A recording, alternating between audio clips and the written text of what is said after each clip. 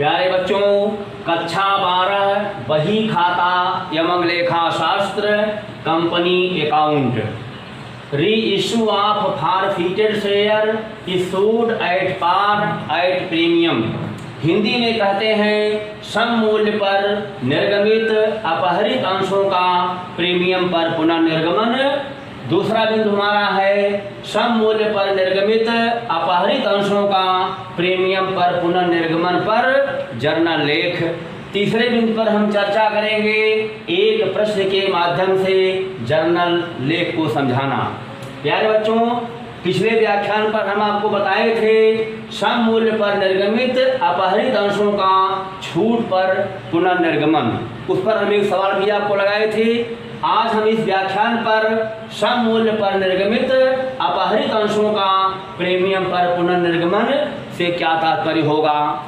प्यारे बच्चों, आप जानते हैं हरण किए गए अंशों की अधिक मांग होने पर उसको प्रीमियम पर भी पुनः निर्गमित किया जा सकता है। ऐसी स्थिति में अंश अपहरित खाते की संपूर्ण राशि को पूंजी संचित खाते में अंतरित कर दी जाती है। ऐसा होने से कंपनी की अंश पूंजी उतनी रकम से बढ़ जाती है जितना पहले अपहरण पर कम हुई थी। प्यारे बच्चों, ध्यान देने योग्य बात है, जब तक हरण किए गए अंशों का पुनः निर्गमन नहीं कर दिया जाता है तब तक अंश अपहरित खाते की राशि को पूंजी संचित खाते में अंतरित नहीं किया जा सकता है। जैसे ही हरण किए गए अंशों का पुनः निर्गमन कर दिया जाता है, अंश अपहरित खाते की राशि को पूंजी संचित खाते में अंतरित कर दिया जाता है। पूंजी संचित खाते में अंतरित की गई धनराशि एक कंपनी का पूंजीगत लाभ होता है, जिसका लेखा हम आर्थिक चिट्ठे के दायित्व पक्ष में एक शीर्षक होता है जिसका नाम होता है रिजर्व एंड सरप्लस शीर्षक। उसमें हम क्या करते हैं, कैपिटल रिजर्व अकाउंट को हम दर्शाते हैं और प्रीमियम पर जारी किए गए अंशों के संदर्भ में प्रीमियम की राशि यदि होती है तो उसका भी लेखा क्या होता है, रिजर्व एंड सरप्लस शीर्षक में वहां दिखाते हैं सिक्योरिटीज प्रीमियम रिजर्व अकाउंट। प्यारे बच्चों, अब हम चर्चा करेंगे सम मूल्य पर निर्गमित अपहरित अंशों का प्रीमियम पर पुनर्निर्गमन पर जर्नल लेख। आइए अब हम जर्नल लेख पर चर्चा करते हैं, एंट्री दिखाते हैं।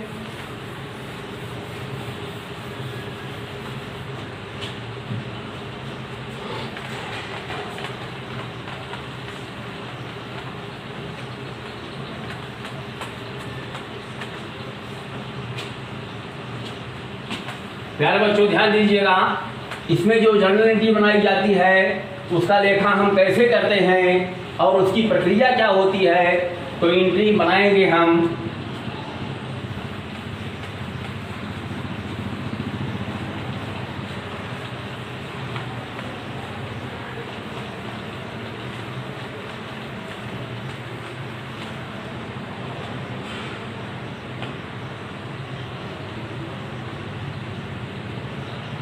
सम मूल्य पर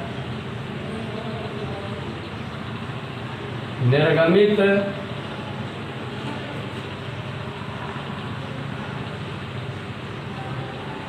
अपहरित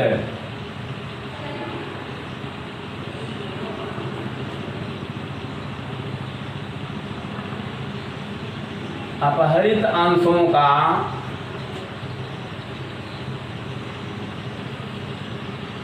प्रीमियम पर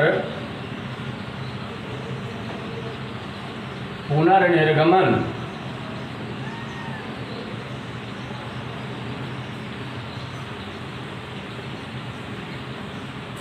पर जर्नल लेख।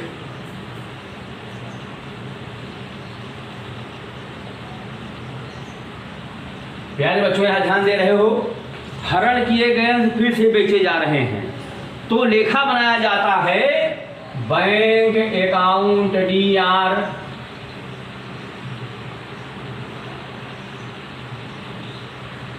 बैंक अकाउंट DR मीन्स होता है डेबिटेड।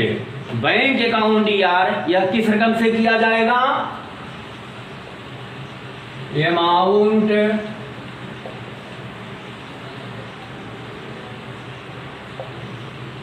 received on reissue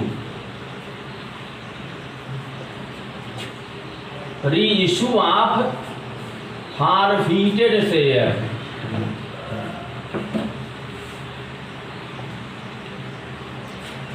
दूसरा लेखा बनाया जाएगा टू शेयर कैपिटल अकाउंट। ये होगा amount called up on shares. Hindi में कहते हैं अंशों पर मांगी गई राशि से कि कंपनी की अंश पूंजी बढ़ जाती है, और प्रीमियम पर जारी किया गया अंश है, इसलिए लेखा बनाया जाएगा टू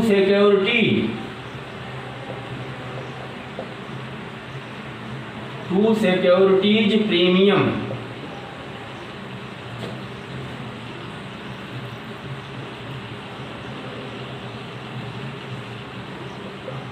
रिजर्व अकाउंट इसको बोलते हैं amount of premium money.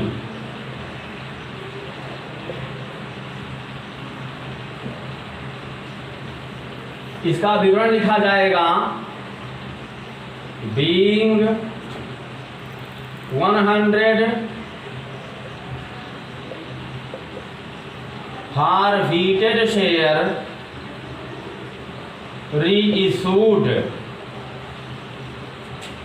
at the rate of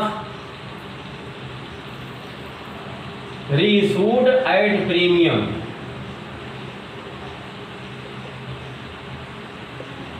प्यारे बच्चों, ये एंट्री आप देख रहे हो। जैसे ही हरण किए गए अंश का पुनर्निर्गमन किया जाता है, कौन सी एंट्री बनाई जा रही है? Bank account DR. डीआर माने क्या होता है? ड्यू फ्रॉम बैंक, बैंक द्वारा देय। किस रकम से? अमाउंट रिसीव्ड ऑन री इश्यू ऑफ फॉरफिटेड शेयर। दूसरा लेखा बनता है टू शेयर कैपिटल अकाउंट। अंशों के हरण पर क्या बताया गया है? कंपनी की अंश पूंजी कम हो जाती है, और जैसे ही हरण किए गए अंशों का पुनर्निर्गमन होता है, कंपनी की अंश पूंजी पुनः उतनी बढ़ जाती है जितना पहले हरण पर कम किया गया था।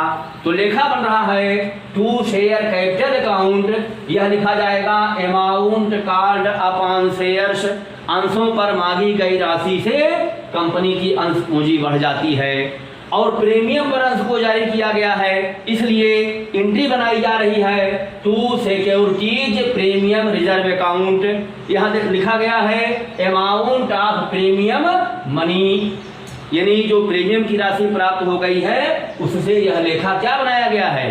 क्रेडिट बनाया गया है। और प्यारे बच्चों, अंतिम लेखा हमारा होगा अंश अपहरित। अंश अपहरित की राशि को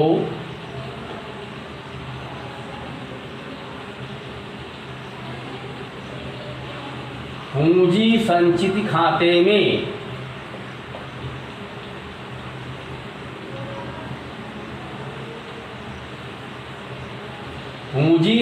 खाते में अंतरित करने पर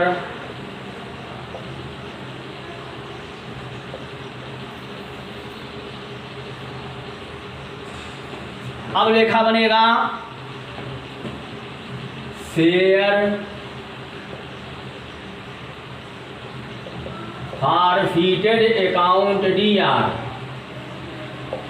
share forfeited account DR to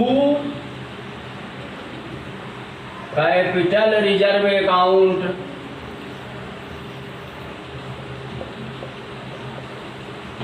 being share forfeited account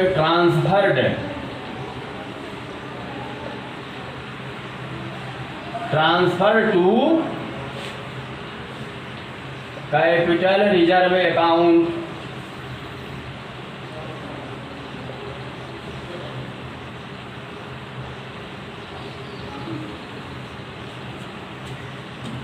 प्यारे बच्चों, ये एंट्री आप देख रहे हैं, ये हरण किए गए अंश का पुनः निर्गमन करने पर ये 2 लेखा आप देख रहे हैं।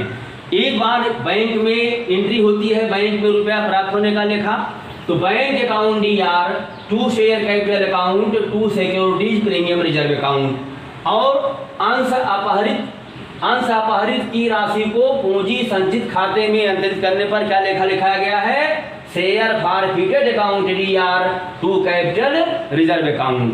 Being share forfeited account transfer to capital reserve account.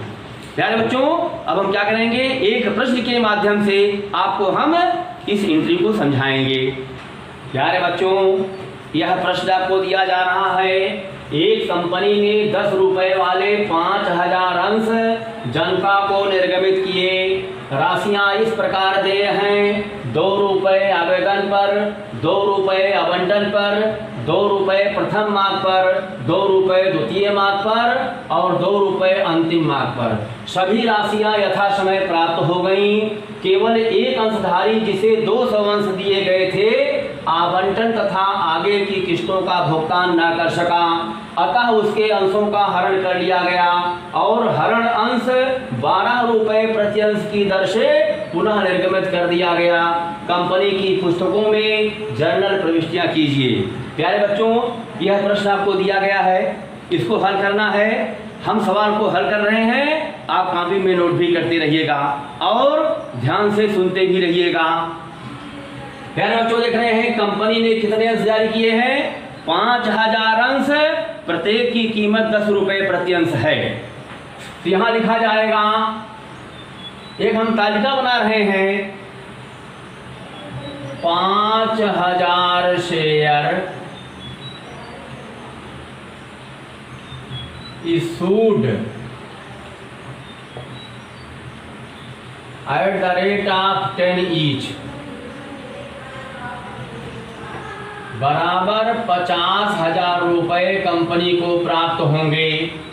प्यारे बच्चों, ध्यान दीजिएगा, कंपनी को वर्तमान काल में 50,000 रुपए की आवश्यकता है, जिसके लिए कंपनी क्या कर रही है? अपने 5000 अंश प्रत्येक 10 रुपए की दर से जारी कर रही है। ये राशियां कंपनी कैसे प्राप्त कर रही है? किस्त वाइज कंपनी प्राप्त कर रही है, आवेदन पर, आवंटन पर, प्रथम मांग पर, द्वितीय मांग पर और अंतिम मांग के साथ कंपनी रुपए की मांग करेगी। आइए हम किस्त को बनाते हैं। पहली किस्त हमारी होगी एप्लीकेशन। पहली किस्त है एप्लीकेशन, दूसरी किस्त है अलॉटमेंट, तीसरी किस्त होगी फर्स्ट कॉल, चौथी किस्त होगी सेकेंड कॉल और अंतिम किस्त है फाइनल कॉल। अब देखिए, आवेदन पत्र पर 2 रुपया है, 2 रुपया लिख दिया गया। आवंटन पर 2 रुपया प्रति अंश मांगा जा रहा है, आवंटन पर 2 रुपया लिख दिया गया। प्रथम मांग पर 2 रुपया प्रति अंश की मांग हो रही है, 2 रुपया लिख दिया गया। द्वितीय काल पर 2 रुपए की मांग हो रही है, 2 रुपया लिख दिया गया और अंतिम काल पर 2 रुपए प्रति अंश की मांग हो रही है, यहां भी लिख दिया गया। इस तरह से 2, 2, 4, 2, 6, 2, 8, 2, 10 रुपए की मांग हो रही है। यहां लिखा जाएगा 10 rupees per share called up. 10 रुपए प्रति अंश की मांग की जा रही है। प्यारे बच्चों, ध्यान दीजिएगा, एप्लीकेशन पर पहले कौन सा लेखा बनता है? पहले बैंक का लेखा बनाया जाता है, क्योंकि आपको बताया गया है अंश पाने के लिए पहले कंपनी के बैंक में रुपया भेजना पड़ता है, तभी आप अंश पाने के हकदार माने जाते हो, अन्यथा अंश ही नहीं पाते हो। इसलिए पहला लेखा यहाँ बनता है, बी मीन्स होता है बैंक। अब बताइए, बैंक में कितना रुपया आएगा? 5000 अंश है, 2 रुपया प्रति अंश है, दोनों में गुणा करिए, 2 पचे 10,000 रुपए होगा। तो बैंक में 10,000 रुपए देने के बाद ही आप अंश पाने के हकदार माने जाओगे और यही बैंक में प्राप्त रुपया कंपनी के पूंजी खाते में ट्रांसफर कर दिया जाता है। तो यही 10,000 रुपए कंपनी के पूंजी खाते में ट्रांसफर कर दिया जाएगा। आप प्यारे बच्चों ध्यान दीजिएगा, दूसरी किस्त हमारी आवंटन की हो रही है। आपको बताया गया है कि दो याचनाओं के बीच में कम से कम 1 माह का अंतर होना चाहिए और याचना की राशि का भुगतान करने के लिए कम से कम 14 दिन का समय अंशधारी को दिया जाना चाहिए, ताकि वो पैसे की व्यवस्था करके कंपनी के बैंक में रुपए को भेज सके। इसलिए पहले यहाँ पूंजी की मांग की जाती है, जिसको हम कहते हैं सी मीन्स होता है कैपिटल। तो 2 रुपया प्रति अंश है 5000, दोनों में गुणा करिएगा। कंपनी कितनी पूंजी की मांग करेगी? 2 पचे 10,000 रुपए की मांग कंपनी करेगी। और यहाँ सवाल में देख रहे हैं केवल एक अंशधारी जिसे 200 अंश दिए गए थे आवंटन तथा आगे की किस्तों का भुगतान न कर सका, इसलिए 200 अंश का रुपया यहाँ पे नहीं मिलेगा। इसलिए यहाँ लिखेंगे लेस माने होता है घटाया, 200 अंश गुणे 2 रुपया प्रति अंश, तो 200 गुणे 2 कर दे, 2 दूनी 400 रुपए का भुगतान यहाँ पे नहीं होगा। तो कितना भुगतान बैंक में करेगा अंशधारी? 0 0 10 में से 4 गए 6, 9,600 रुपए का भुगतान वह बैंक में करेगा। प्यारे बच्चों पुनः ध्यान दीजिएगा, प्रथम मांग पर देख रहे हैं 2 रुपया प्रति अंश लिखा हुआ है। कंपनी पहले क्या करेगी? पूंजी की मांग करेगी। कितना मांग करेगी? 2 रुपया प्रति अंश, अंश है 5000, तो सी का लेखा होगा 2 पचे 10,000 की मांग कंपनी करेगी। और यहाँ ध्यान दे रहे हैं 200 अंश का भुगतान प्रथम काल पर नहीं हुआ है, द्वितीय काल पर नहीं हुआ है, अंतिम काल पर नहीं हुआ है, इसलिए 200 अंश का रुपया यहाँ घटाया जाएगा। यहाँ पुनः लिखेंगे हम लेस 200 अंश है, 2 रुपया प्रति अंश है, 2 दूनी 400 रुपए का भुगतान यहाँ भी नहीं कर पाया वो, तो बैंक में कितना भुगतान कर पाया?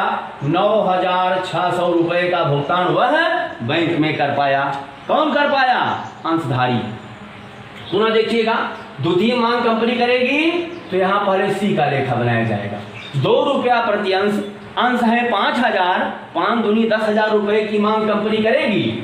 लेकिन आप ध्यान दीजिएगा यहाँ पर भी क्या है? 200 अंश का भुगतान नहीं हो रहा है, इसलिए पुनः रेखा बनाएंगे आप, लेस मीन्स घटाया, 200 गुणे 2 रुपया प्रति अंश बराबर 400 रुपए का भुगतान द्वितीय मांग पर भी नहीं हो रहा है, इसलिए बैंक में जो लेखा बनाया जाएगा 9,600 रुपए का लेखा ये कंपनी के बैंक में बनाया जाएगा। पुनः अंतिम काल पर देखिएगा, सी का लेखा होगा, कंपनी पूंजी की मांग करेगी 2 रुपया प्रति अंश, अंश है 5000, 5 दूनी 10,000 की मांग कंपनी करेगी। लेकिन यहाँ भी देख रहे हैं 200 अंश का भुगतान नहीं, इसलिए 200 गुणे 2 बराबर 400 रुपया यहाँ भी लेस होगा, घटाया जाएगा, तो कंपनी के बैंक में 9,600 रुपया ये कंपनी के बैंक में प्राप्त हो रहा है। यह प्यारे बच्चों देख रहे हैं, ये सामान्य लेखा आपको बता दिया जा रहा है।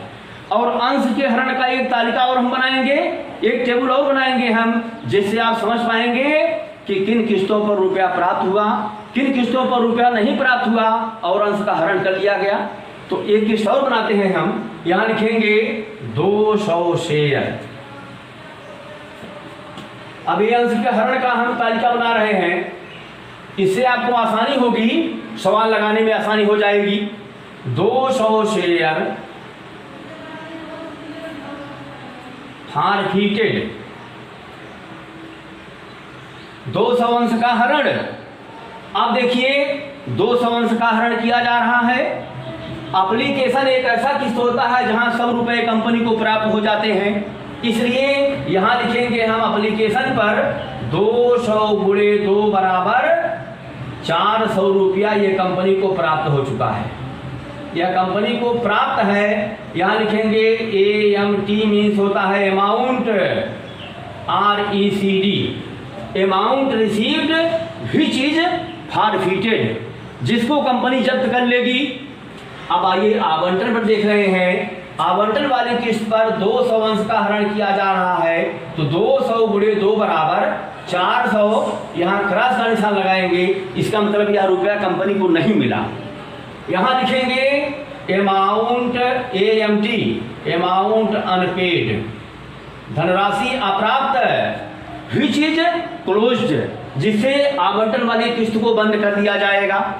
प्रथम काल पर देख रहे हैं 200 अंश का भुगतान यहाँ पे भी नहीं हुआ है, तो 200 गुणे 2 बराबर 400 रुपए का भुगतान प्रथम मांग पर भी नहीं किया गया है, इसलिए इसको भी लिखेंगे। AMT मीन्स क्या होता है? अमाउंट अनपेड,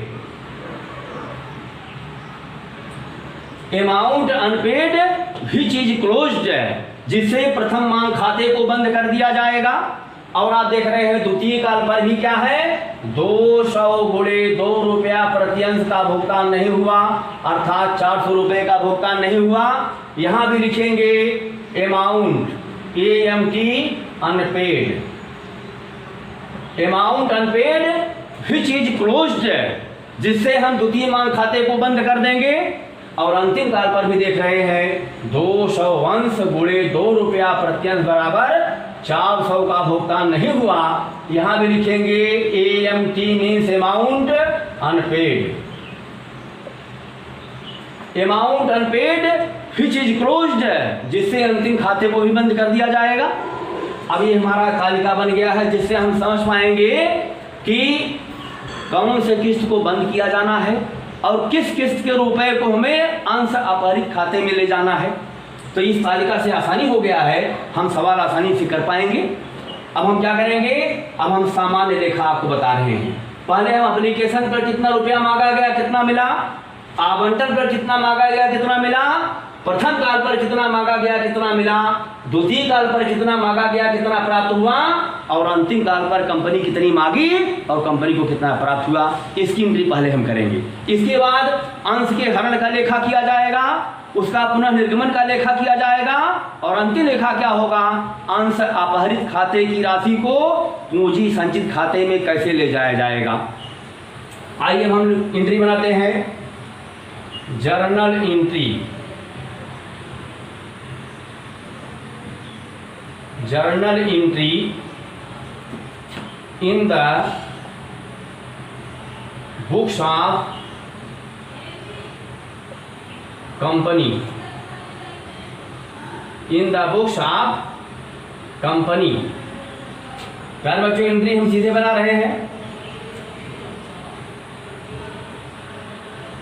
आप देखिए, पहली एंट्री आपकी होनी है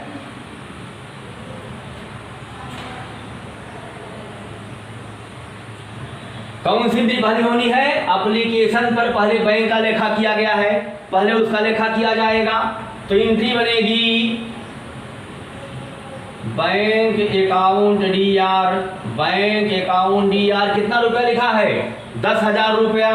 बैंक अकाउंट DR 10,000 रुपये टू शेयर एप्लीकेशन अकाउंट,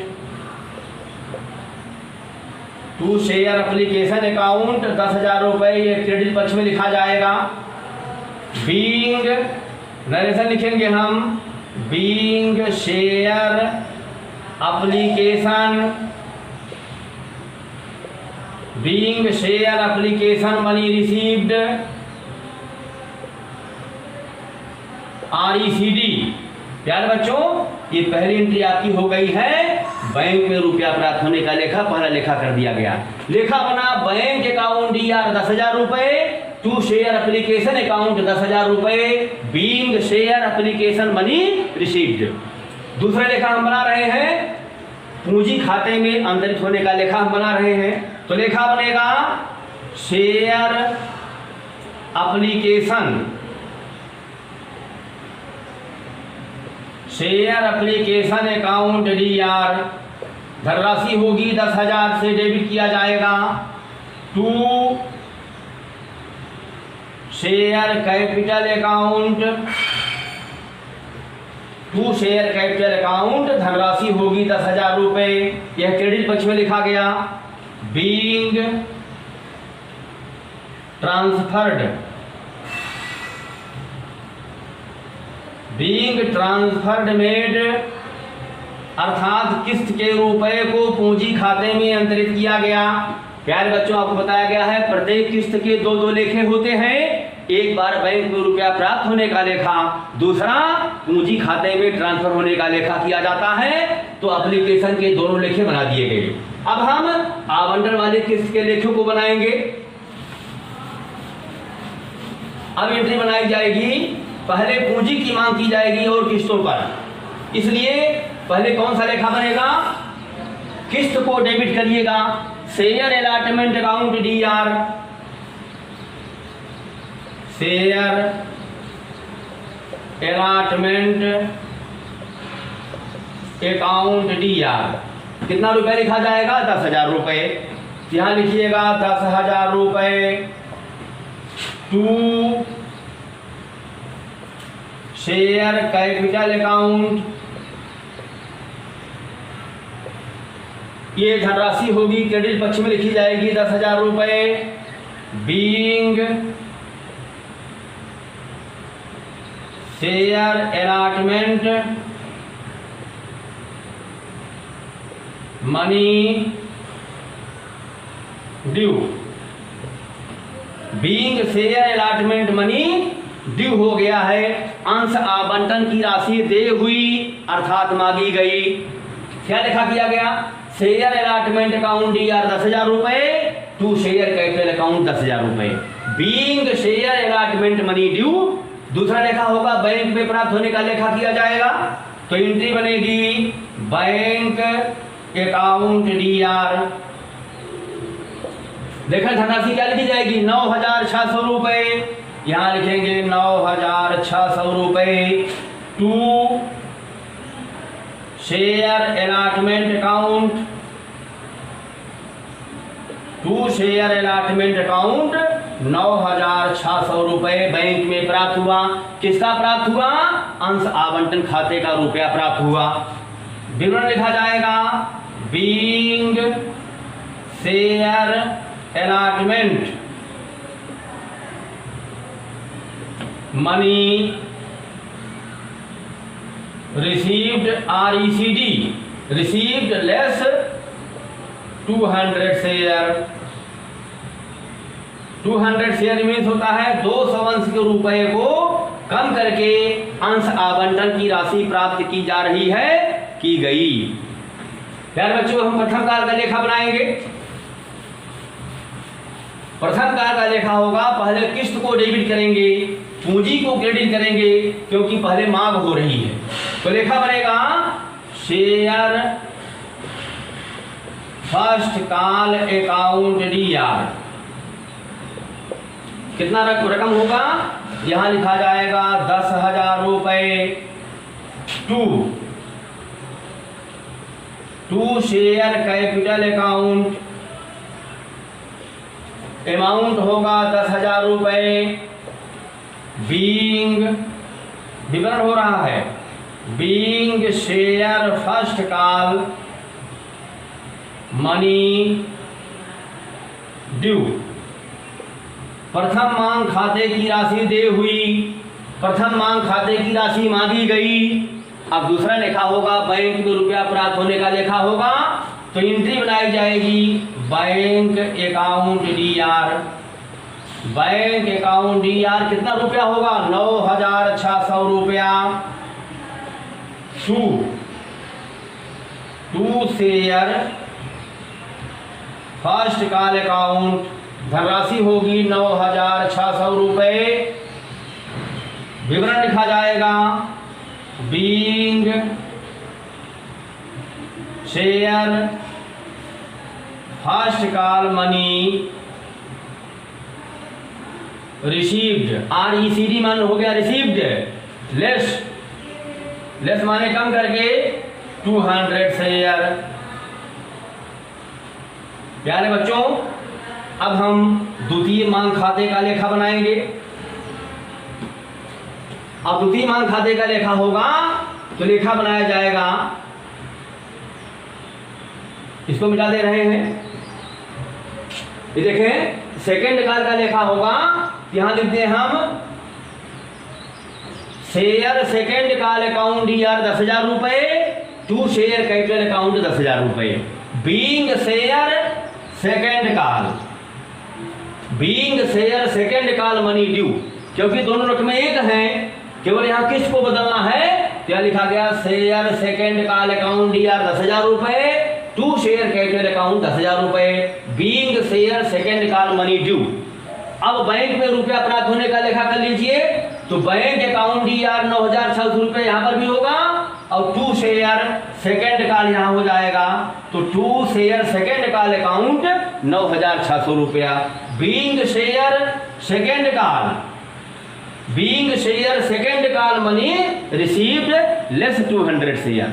और अंतिम लेखा हम आपको बता दे रहे हैं, जो अंतिम लेखा होना है तो सामान्य लेखा आपका पूरा हो जाएगा। इसके बाद अंश के हरण का लेखा आपको बताया जाएगा, जो प्यारे बच्चों बहुत इंपॉर्टेंट है। अब हम लेखा बनाएंगे share final, share final call account DR कितना रुपया होगा, 10,000 रुपया। देखें सी में लिखा है 10,000 रुपए, तो लिखा गया है share final call account DR 10,000 रुपए, टू शेयर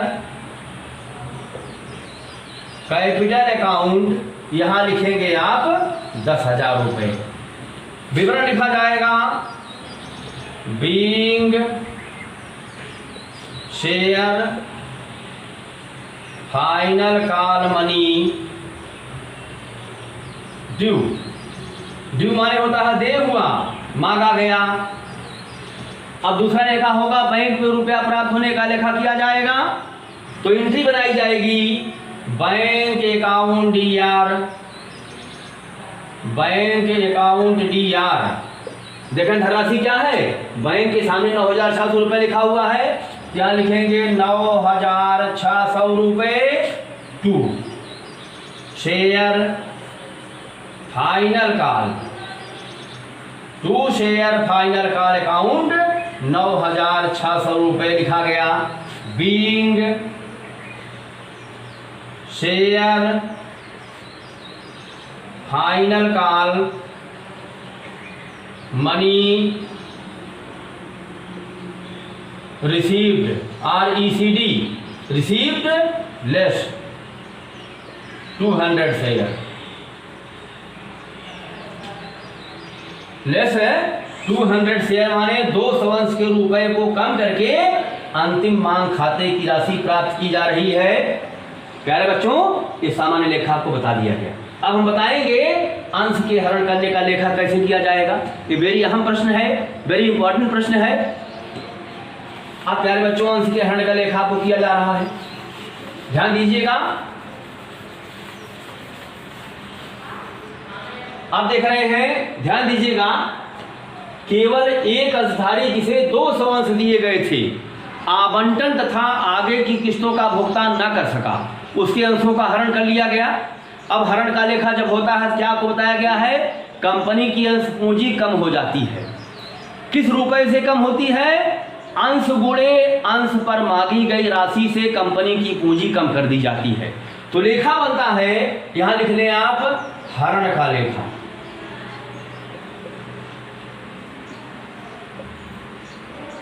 अब देखिए यहां जो एंट्री बन रही है, लेखा पहला बनता है share capital account DR, share capital account DR किया जाता है। जैसे अंश का हरण होता है तुरंत एंट्री बनती है, कंपनी की अंश पूंजी कम हो जाती है, तो लेखा बनता है शेयर कैपिटल अकाउंट डीआर। आपको बताया गया है कितने अंश का हरण किया गया है, 200।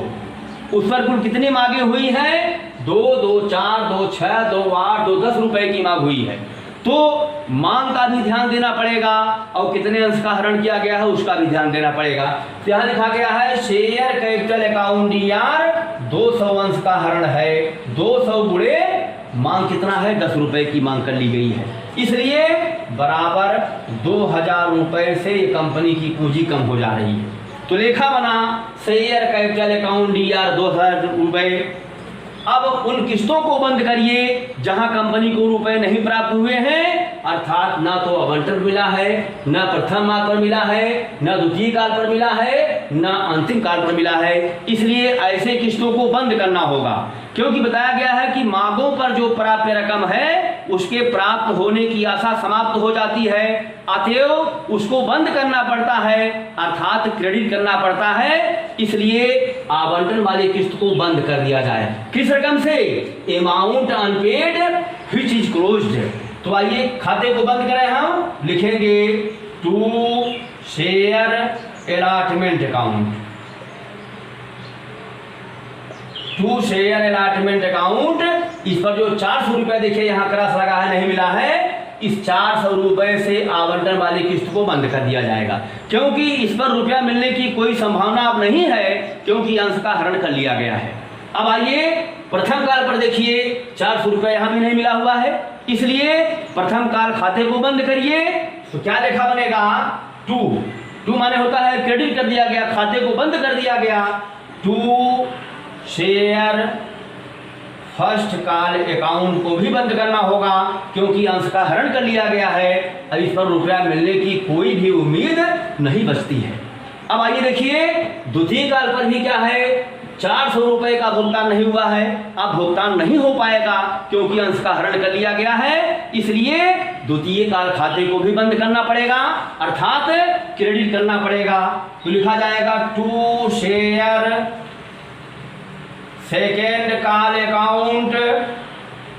इस पर भी देख रहे हैं 400 रुपए का भुगतान नहीं हुआ है, अब बिल्कुल नहीं होगा क्योंकि अंश का हरण कर लिया जा रहा है। और आप देखिए अंतिम काल पर देख रहे हैं 400 रुपए यहाँ भी नई कंपनी को मिला हुआ है, इसलिए अंतिम मांग खाते को भी बंद करना पड़ेगा। तो लिखा जाएगा टू शेयर फाइनल काल, टू शेयर फाइनल काल अकाउंट को भी बंद करना होगा। किस रुपए से? अमाउंट अनपेड, जो 400 रुपया कंपनी को नहीं मिल पाया है, इसलिए इससे इस खाते को बंद कर दिया गया। और ध्यान दीजिए हरण किए गए अंशों का रुपया कंपनी को यहाँ मिल चुका है, 200 अंश का रुपया कंपनी को आवेदन पत्र पर मिल चुका है, जो कंपनी क्या करेगी? जब्त कर लेगी। किस खाते में? शेयर फॉरफिटेड अकाउंट में इसको जब्त कर लेगी। तो अंतिम लेखा बनता है to share forfeited, to share forfeited account, Hindi में कहते हैं अंश अपहरित खाता। इसमें देखा कितना रुपया आया है? 400 रुपया। Amount received which is forfeited, जिसको कंपनी जब्त कर लेगी।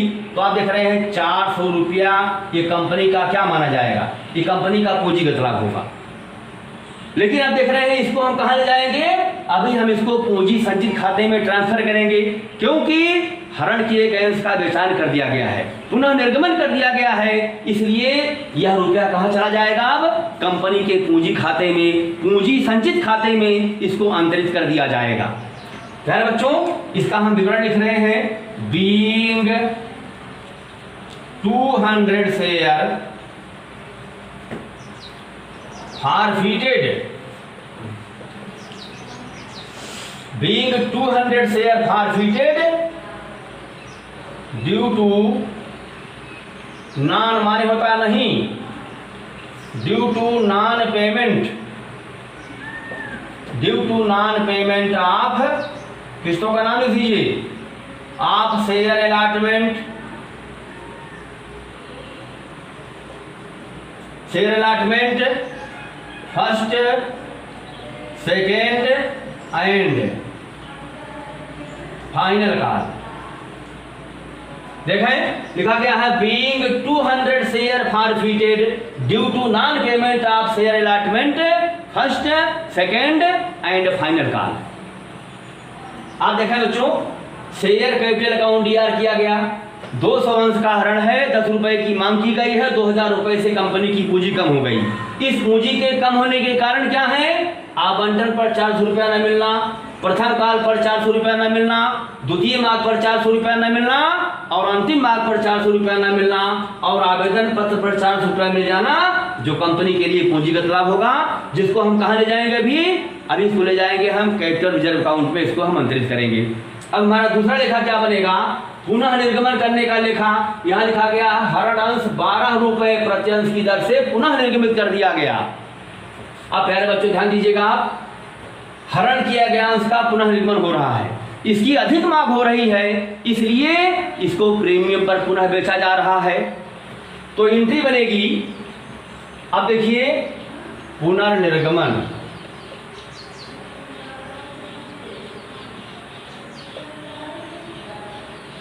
इसको बोलते हैं री इश्यू ऑफ फॉरफिटेड शेयर। अब देखिए लेखा क्या बनेगा, bank account DR, bank account DR 2, यहां लिखेंगे 2 share capital account, 2 share capital account 2 securities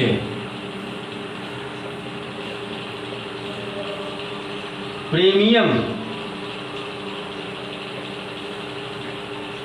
2 securities premium reserve account.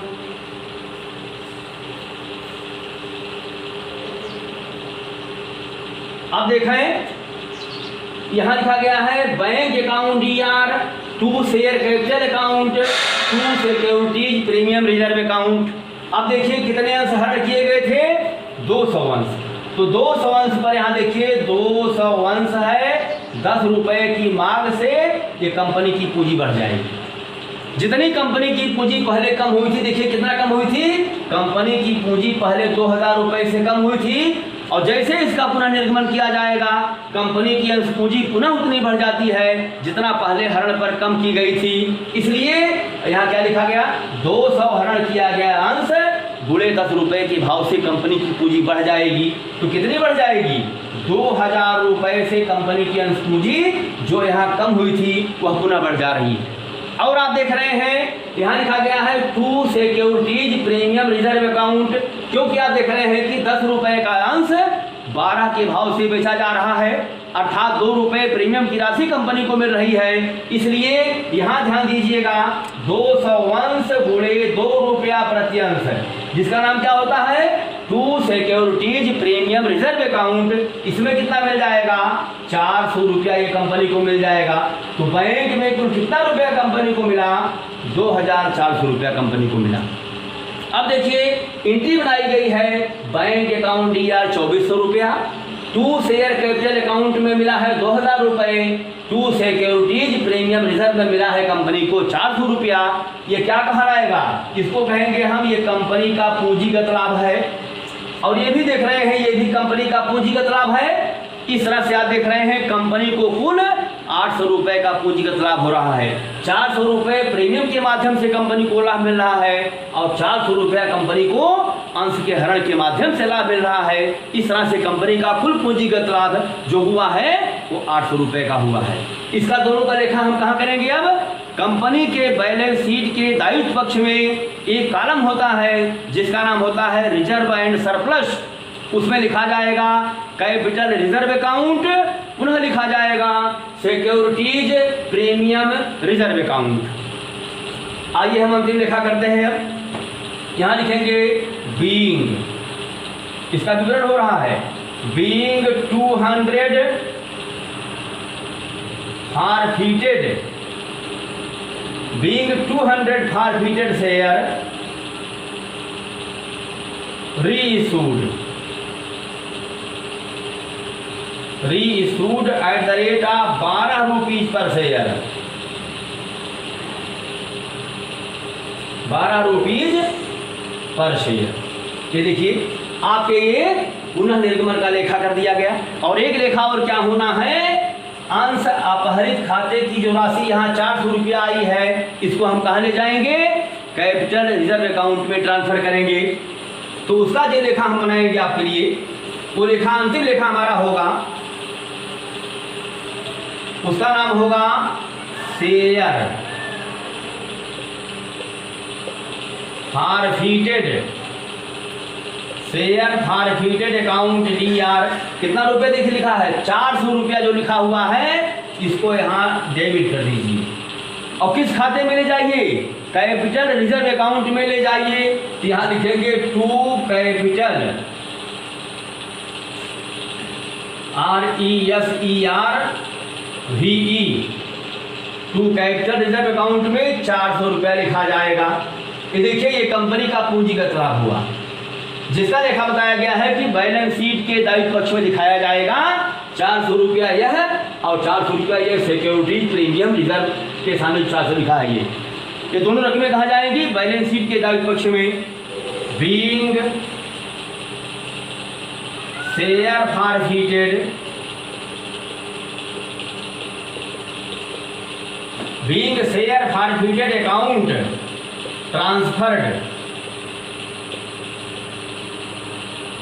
Transfer to capital reserve account RESERVE। अंश अपहरित खाते की राशि को पूंजी संचित खाते में अंतरित किया गया। प्यारे बच्चों, ये सवाल आपके लिए बहुत इंपॉर्टेंट है, बहुत महत्वपूर्ण है। ये सवाल आपको समझ में आ गया होगा। पुनः समझ देख लें। यहाँ लेखा बनाया गया है बैंक अकाउंट या 2400 रुपया, टू शेयर कैपिटल अकाउंट में लिखा गया 2000 रुपये, टू सिक्योरिटीज प्रीमियम रिजर्व में लिखा गया 400 रुपये, और अंतिम लेखा हो रहा है जो शेयर फॉरफिटेड में जो राशि लिखी गई थी 400 रुपया, उसको हम कहाँ ट्रांसफर कर रहे हैं? कैपिटल रिजर्व अकाउंट में ट्रांसफर कर रहे हैं। तो लेखा बना शेयर फॉरफिटेड अकाउंट DR 400 रुपया, टू कैपिटल रिजर्व अकाउंट में लिखा गया 400 रुपया, जिसका लेखा हमें बैलेंस शीट के दायित्व पक्ष में दिखाना है। किस कॉलम में? रिजर्व एंड सरप्लस शीर्षक होगा, उसमें लिखा जाएगा कैपिटल रिजर्व अकाउंट 400 रुपया। पुनः लिखेंगे हम सिक्योरिटीज प्रीमियम रिजर्व अकाउंट 400 रुपया। क्योंकि यह दोनों क्या है? कंपनी के पूंजीगत लाभ हैं, क्योंकि यह व्यापारिक क्रियाओं द्वारा नहीं प्राप्त हुआ है बल्कि अंश के विक्रय करने के माध्यम से प्राप्त हुआ है। इसलिए यह कंपनी का पूंजीगत लाभ होने के नाते इसका लेखा बैलेंस शीट के दायित्व पक्ष में किया जाएगा। प्यारे बच्चों, इस सवाल आपको समझ में आ गया है। Thanks, very good.